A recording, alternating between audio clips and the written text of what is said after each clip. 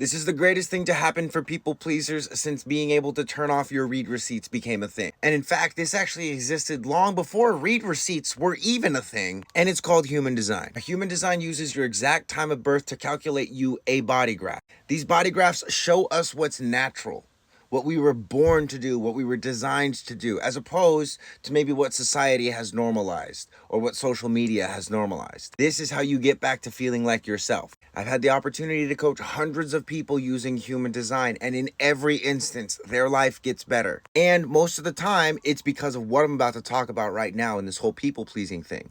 Now, if you do not have one of these, or you've never seen this before, just visit my website, ReikiMarco.com. Link is also in the bio. Plug in your birth information and you can generate one of these. It doesn't cost you a thing. We are specifically going to talk about these two centers. This is the head and this is the ajna. The head up here deals with pressure to think and inspiration. The ajna here deals with certainty and conceptualization. It's also the awareness of the external world via the five senses. Now, anytime you see a white center like this, we call that undefined, as opposed to colored in centers like these two. These undefined centers act like microphones. They're sampling things from the external world. They're picking up information. So that means other people's inspirations and the way other people think and the way they conceptualize the world. Now, if you have these two centers undefined, you will have a greater sensitivity to people's problems and the way that they conceptualize those problems and the anxieties that they use to formulate their answers. Having an undefined head might lead you to wanting to solve everybody else's problems, because you can feel their inspiration and you can feel the pressure that they're under to think about things. Having an undefined ajna might lead you to always trying to convince people that you're certain about something, because you might be aware of how they're thinking or how they conceptualize and achieve certainty in their own life. Again, these undefined centers are super empathic. They're like sponges. Anybody you're around, you're going to be picking up on their problems and the way they're thinking about their problems. And of course, this doesn't mean you don't have problems of your own. It just means that your problems are probably buried under everybody else's. So the first thing that you got to do to escape the whole people pleaser thing is figure this out. Again, go to my website, generate a body graph, and look at these top two centers. If they're undefined like this, the first thing you got to do is accept that your head and ajna are receptive to people's problems and the way that they conceptualize and think about those problems. That is actually their natural function. That's what they're supposed to do.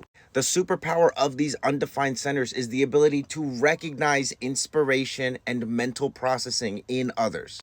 It is not, and this is where the people-pleasing thinks, it is not to solidify inspiration or solidify conceptualization as a process for yourself. I'll say that again.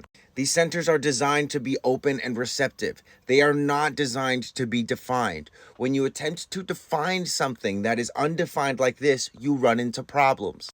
And that's exactly what people-pleasing is doing. You're looking for a sense of reliability and value in the ability to solve other people's problems and also to have ideas or mental concepts that are convincing other people. Now, if your head and ajna look like this, where they're defined, your people-pleasing is going to show up in the suppressing of your own inspiration or the suppressing of your own mental functions in order to make other people happy. If you have this in your chart, your mind probably never stops. And that's how it's supposed to be. That's like the heart never stopping, because the heart is just supposed to beat.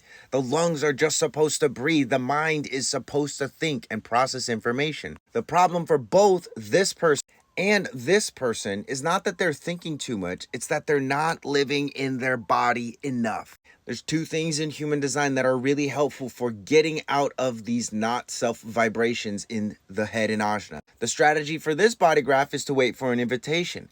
Don't start processing somebody else's problems until they explicitly invite you. Hey, can you help me solve this problem?